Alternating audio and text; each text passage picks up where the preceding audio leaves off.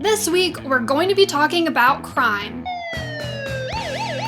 If you're new here, my name's Alexandra and I'm a local realtor down on Florida's Space Coast. I have people calling me every day and I absolutely love it. So if you have any questions about what it might be like to live in Palm Bay or Melbourne, Florida, go ahead and give me a call, shoot me a text message, or send me an email.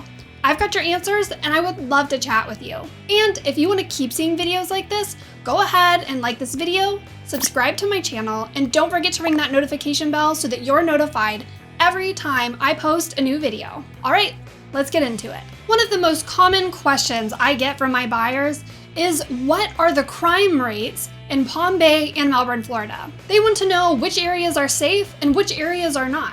Unfortunately, due to fair housing laws, I am not allowed to state my opinion on which areas I believe to be safe and which areas I believe to be not so safe. But I can point you in the right direction. Being former law enforcement, I can give you some tips as to how to determine whether an area is going to be right for you and your family.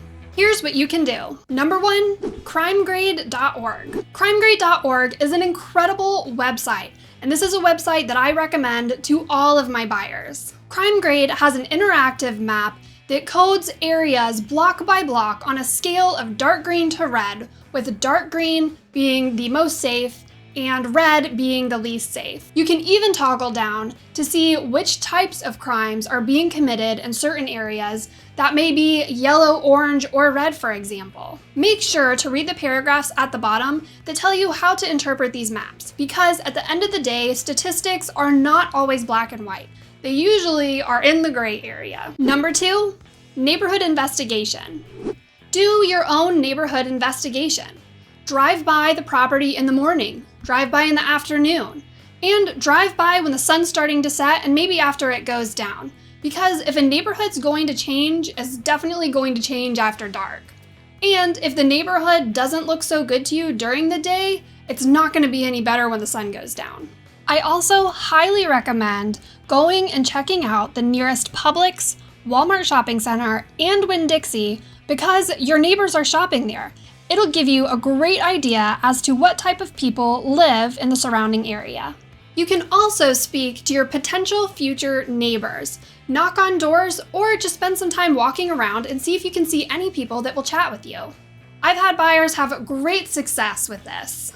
And let me tell you, the people that live in your neighborhood, they have no emotional connection to the house that you're trying to buy, so they're going to tell you the truth. If they hate it there and there's crazy people that live next door, they are definitely going to let you know.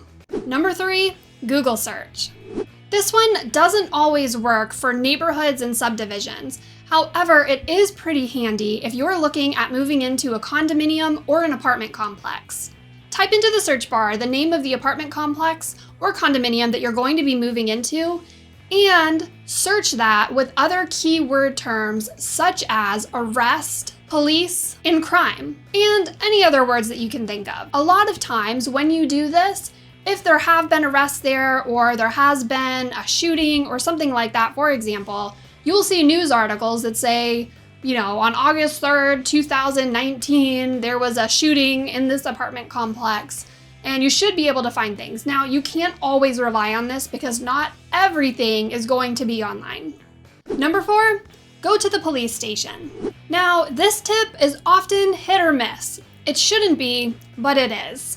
Drop by the local police station if you're within city limits, or if you're looking at a property that's in an unincorporated area of Brevard County, go up to the Brevard County Sheriff's Department. You can ask them about crime rates in the areas that they serve and what their opinions are on certain neighborhoods. I have unfortunately had clients be turned away from police stations and be told that they could not help them. But I have had clients have great success when they've been able to chat with an officer that's just out on patrol out in the community. If you strike out trying to get help from one of the police departments, you can also try checking out one of our local gun shops, because a lot of the people that work there are either former law enforcement or former military, and if you're lucky, they may be willing to share their personal opinion about the surrounding areas. If you have any questions about doing your own research on the safety of Palm Bay and Melbourne, Florida, don't hesitate to reach out. I'll help you to the best of my ability. If you found this video helpful, go ahead and hit that subscribe button for me. Thanks for watching. Bye!